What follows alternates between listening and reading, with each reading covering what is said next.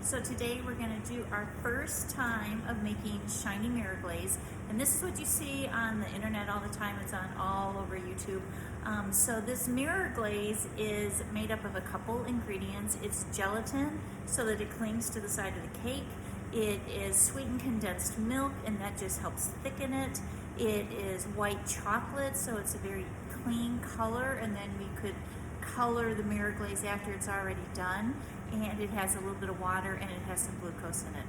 So we have a couple objectives today for our shiny mirror glaze. One is to make it and get it poured without any wrinkles. So the key to making and using shiny mirror glaze is, one, we need to make sure the sugar is all dissolved. So we're going to take the water, the sugar, oh my goodness, and the glucose, and we're going to bring those to the boiling point. Once we have that, we're going to pour it over the white chocolate and the sweetened condensed milk. We're going to blend that until it's smooth, and then we can add the gelatin. The gelatin has already been bloomed.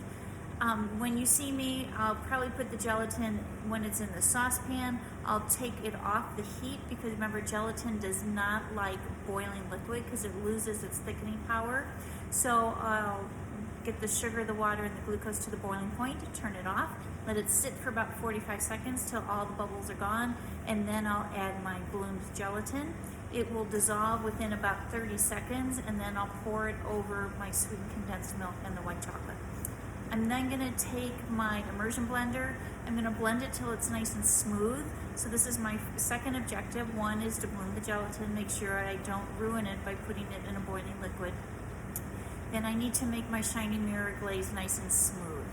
So I'm going to hit it with the immersion blender, and then you're going to see me strain it through a chinois. If you don't have a chinois, you could use cheesecloth.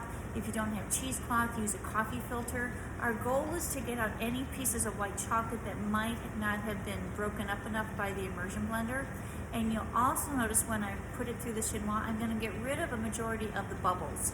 Any kind of aeration will make a flaw in the top of the mirror glaze, and then we can't really get rid of it. If at some point after you have already strained it, you still have a few bubbles sitting on the surface of your mirror glaze, take a blowtorch, just like you learned in baking one with the creme brulee. Just run it across the surface of it. It will pop those bubbles, but what it will do is form a skin. So if you've hit it with the blowtorch and you see a skin form, you can just stir that in because the glaze is still quite hot. After we've done that, you can use any type of coloring. I use some gel coloring. We also have a powdered coloring that we get from Chef Rubber, and it's made just for mirror glaze, and it looks just like this. It's powdered, but it's for fat soluble, and we know that cocoa butter is fat, so we would just add this into it to create all the different colors.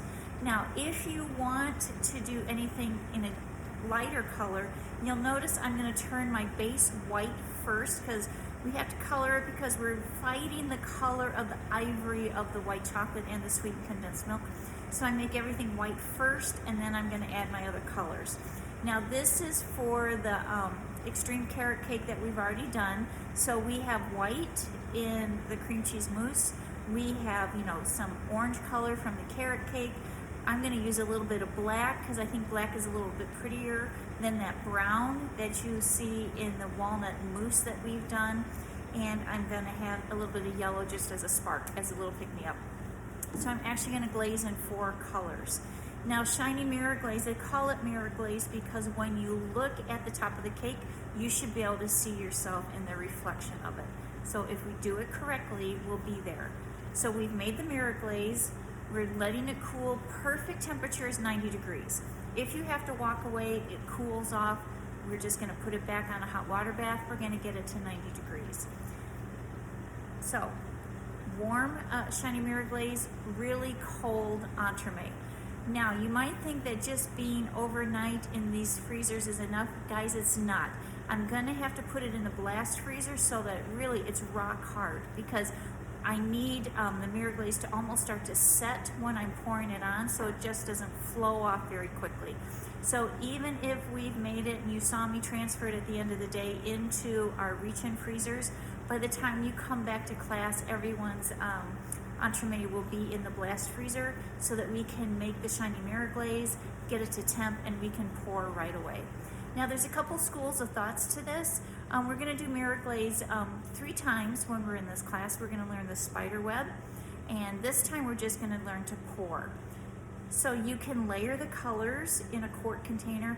I'm going to want a little bit more striping instead of a marbleization effect. So I'm going to pour white down first, and then I'm going to come back with my black, my orange, and my yellow. So I'm going to do it at 4 different times, but keeping in mind I have to do it very quickly because I don't want my glaze to cool off. If it cools off, the colors don't blend together and it will look like I've just done striping like flat icing on a Danish. So we need to make sure, again, entremet is very, very cold. Shiny mirror glaze is at 90 degrees. We pour very quickly. Since it is so cold, it will set up. I might have a little bit of dripping down on the grid or the grate. I'm just gonna let it flow for about 30 more seconds. I'm gonna clean the bottom, and then I'm gonna put it on my decorative cake board. Now, the thing about shiny mirror glaze is people think, oh, there's so much gelatin, it's not gonna taste good. It's gonna pour on very, very thin. It goes about 1/16 of an inch. So you're really gonna get more of a white chocolate flavor than you are a rubbery texture. But the downside is that shiny mirror glaze, once it's been done, the cake has been served and you wanna hold it, after about 2 days under refrigeration, it does start to lose its shine. So if you have to make these, keep them in the freezer until you're ready for service. About an hour, 2 hours before service, we need to what's called temper it. So take it from the freezer into the cooler, and then it'll be perfect temperature for service. So shiny mirror glaze, after a couple days under refrigeration, it will lose its shine and the gelatin can start to break down. You might see it start to, just kind of drip and fade off of the cake. So we need to make sure to just store it properly. So we mix it, we strain it, we color it, we pour it at 90 degrees, and then for storage, about 2 days under refrigeration. If you need to hold it longer than that, guys, it needs to go and stay in the freezer. Okay, so mise en place is set, so I'm just going to turn the camera around. I'm going to make my mirror glaze. I'm going to glaze my extreme carrot cake, and then, as always, I'll take a picture cut out of it so that you can see what the inside of the entremet looks. So you've all been waiting to do the shiny mirror glaze, so today's the day. Okay. So let's go ahead and start our shiny mirror glaze. So I'm going to put my water, my granulated sugar, and my glucose. Remember, if you don't have glucose, you can use clear or light corn syrup. This will help give it some fluidity and also keep everything from crystallizing. Okay, I'm going to introduce my heat, and I'm going to bring these 3 items to the boil. So I'm on high heat. This won't take very long because all I'm looking to do is just make sure that the glucose is really mixed in well and that my sugar dissolves. And while I'm doing that, I have in a mixing bowl, I have my white chocolate and my sweetened condensed milk. So I just got that set aside, and you'll notice I haven't chopped the chocolate pistoles very much because they're quite small already, and the immersion blender will do all that work for me. So this will just take maybe 2 minutes to come to the boiling point, and then you're going to see me pour it over the white chocolate and the sweetened condensed milk, and then I'm going to strain it to remove any type of white chocolate particles that still might be in it after I've done the immersion blender. So I'm at a full boil, so I'm just going to turn this off. The next thing I have is my bloomed gelatin. So I just need to wait until this doesn't boil anymore, because remember, gelatin does not like heat, or it doesn't like boiling liquid because it will lose its thickening power. So you can see I use the sheets, and I'm using the sheets because I don't want any cloudiness to my mirror glaze. You absolutely could if you're going to do a really dark color. If I was going to do like a midnight black, I could use the powdered gelatin. But again, because I want this to be shiny, I'm going to use the sheets. So these have been bloomed. This, the boiling point is off, so I'm just going to add my gelatin. I'm going to swirl this, and you'll see that the gelatin will start to melt almost instantly. Look, there's just a little bit of it left. I can always check it too. I'm just going to swirl it, and that will just make it melt a little bit faster. So it's all melted, and now my heat is off, so don't worry. I'm going to pour this right over my white chocolate and my sweetened condensed milk. I'm going to let this sit for about 1 minute, and then I'm going to hit it with my immersion blender.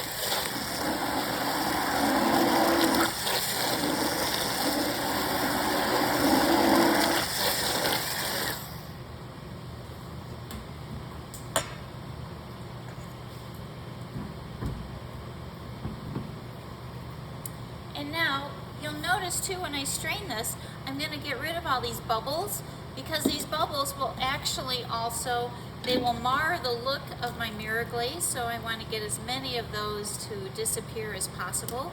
They get caught in the chinois. If you don't have a chinois, go ahead and use cheesecloth.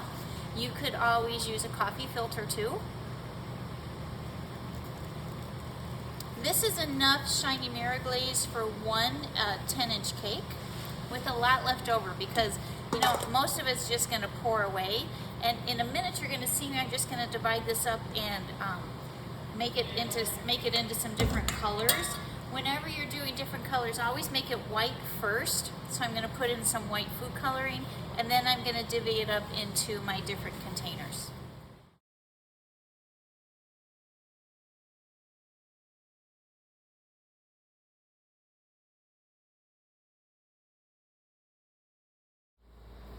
So I have my colors set.